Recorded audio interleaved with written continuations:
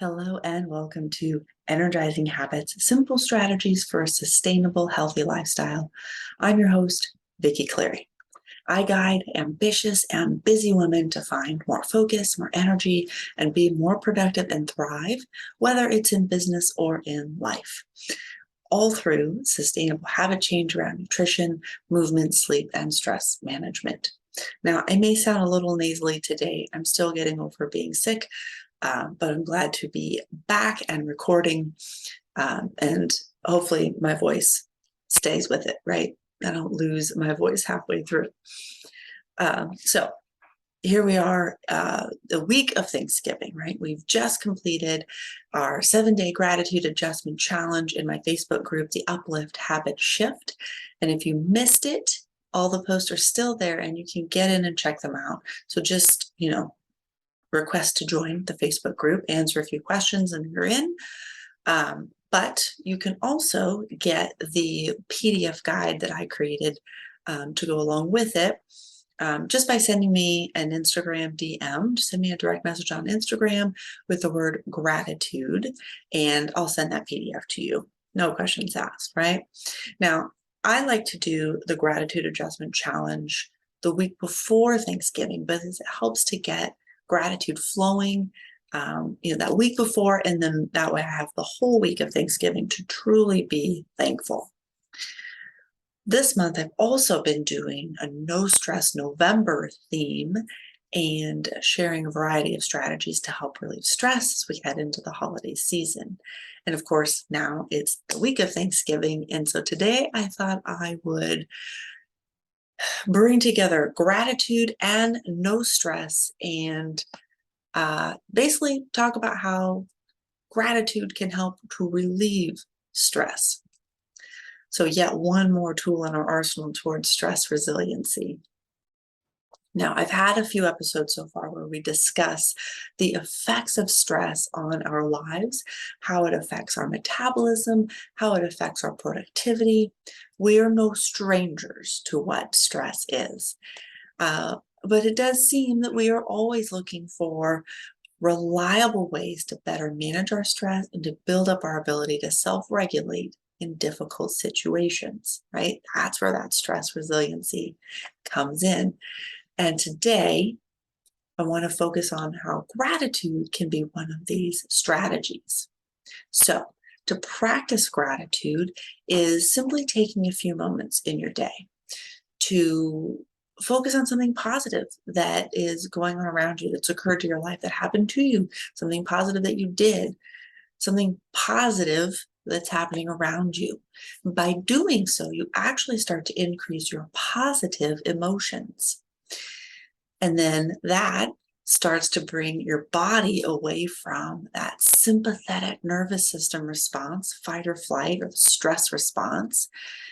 Now, in previous episodes, we talked about how stress causes the release of adrenaline and cortisol. Cortisol, the stress hormone, then increases glucose into the bloodstream to help provide energy to the brain.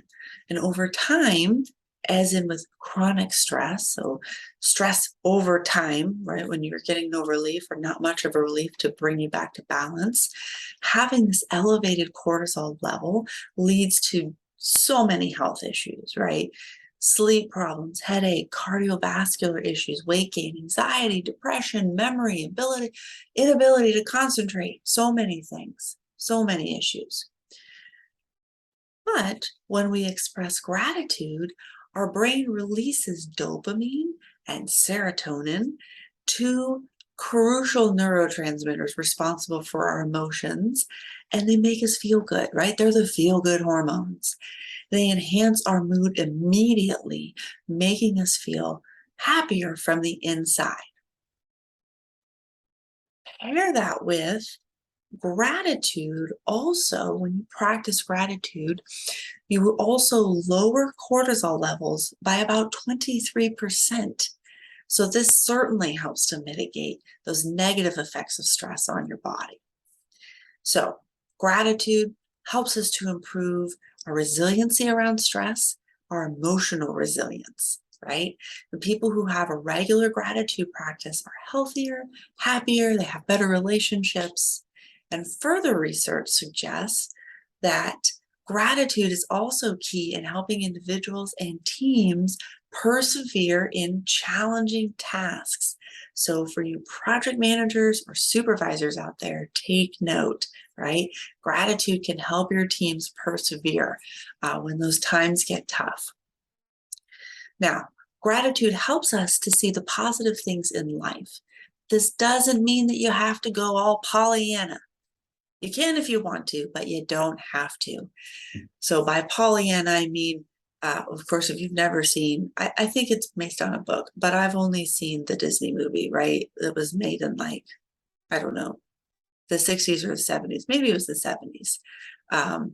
But it was a step up from black and white. So it was in color, but it was that kind of technicolor look, right? So anyway, that's the movie Pollyanna, where she's all, bright, shiny bubbles and happiness all day long. But the interesting about it is, well, I'm not gonna,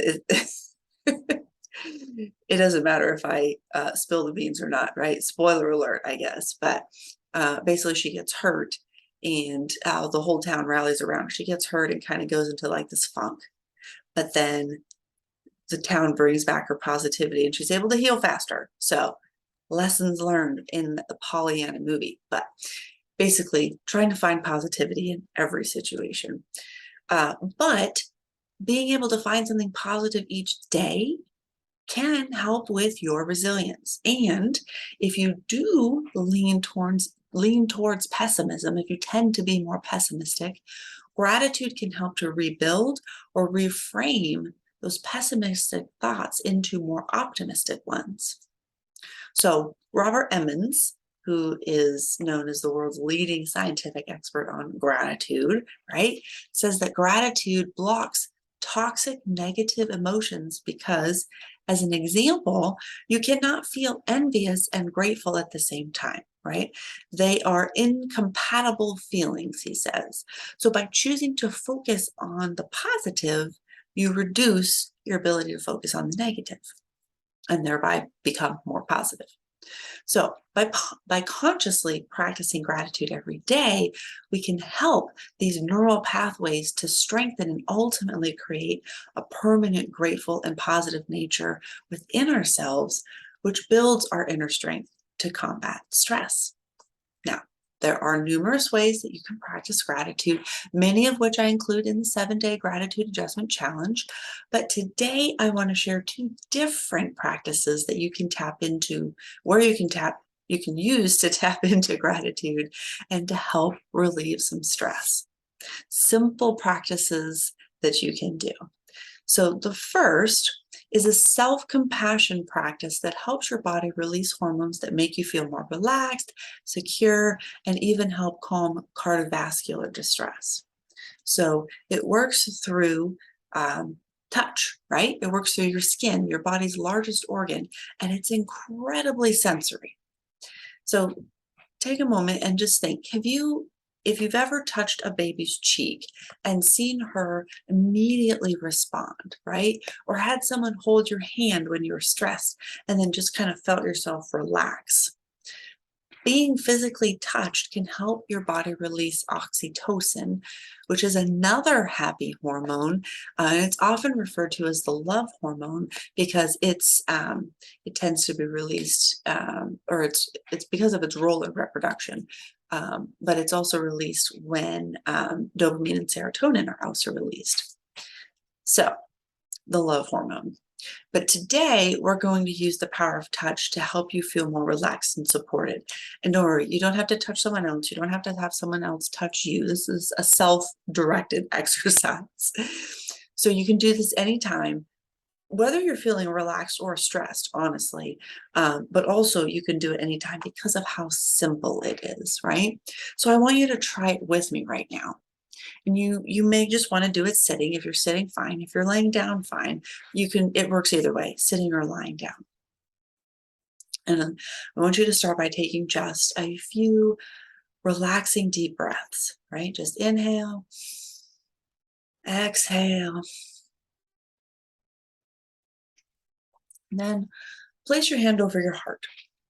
Just feel the gentle warmth and pressure of your hand, right? Just softly rest it there, but maybe you feel a little warmth in that connection. Continue breathing. So take a few more breaths here. Just notice the natural rising and falling of your chest as you breathe. Connect with your body here, right? So notice again the fingers, what they feel and the touch to your chest, what your chest feels with the touch of the hand, the weight, the warmth resting on it. And then take a few moments to feel appreciation for your body and all that it does for you to keep you alive and moving. Your body works hard for you 24/7, 365 days a year.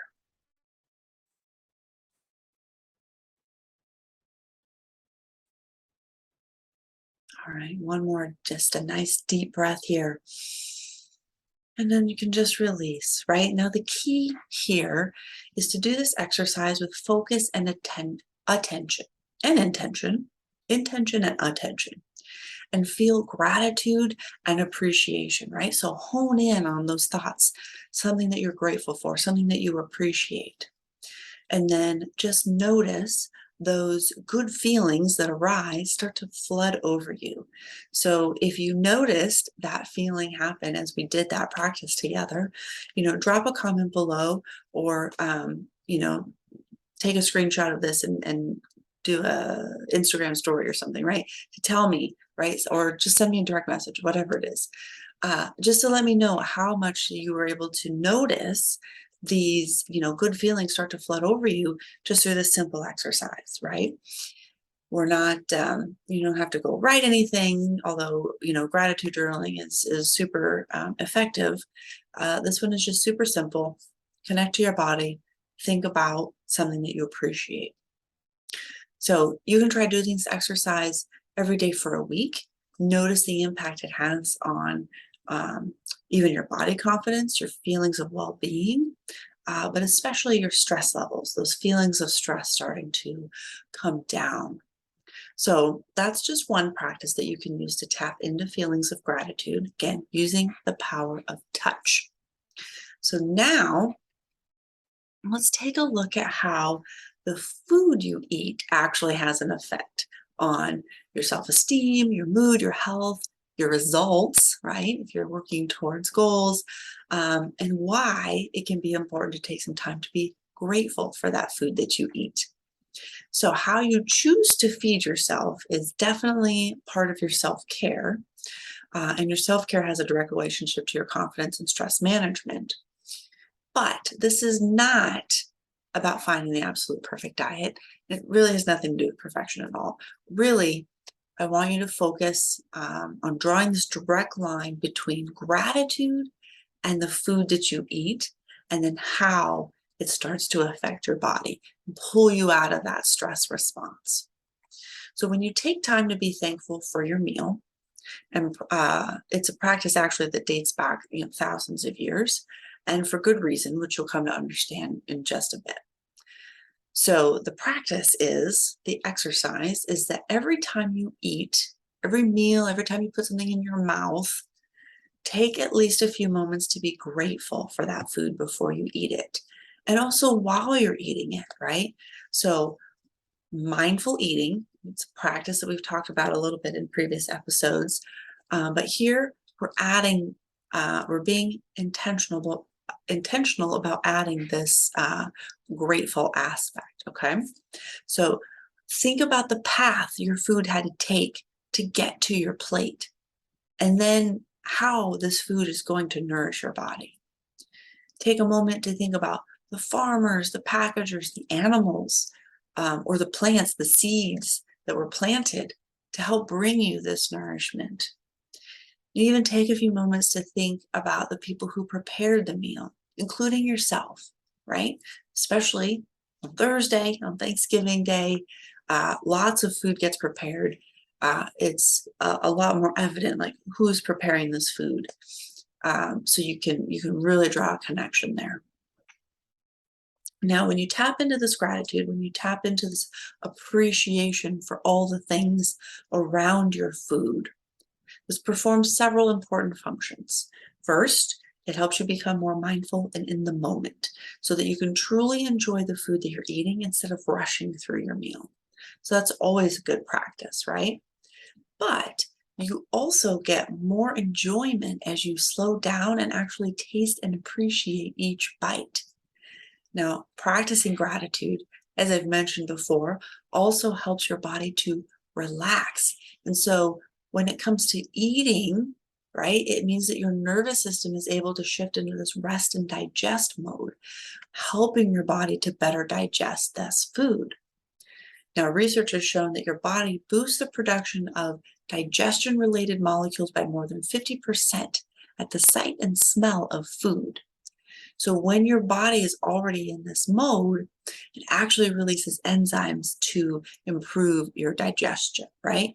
So that's the getting into that rest and digest mode, paired with your body seeing or smelling food, and then the gratitude that continually pulls you into this parasympathetic response, right? So we're just amplifying the effect.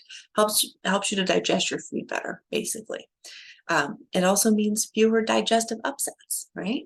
And helps you get the most nutrition out of the foods that you eat. So your body is more able to draw in those nutrients from the food. So over time, this mindfulness and this gratitude can also help guide your food choices as you notice any feelings that come up when you give thanks.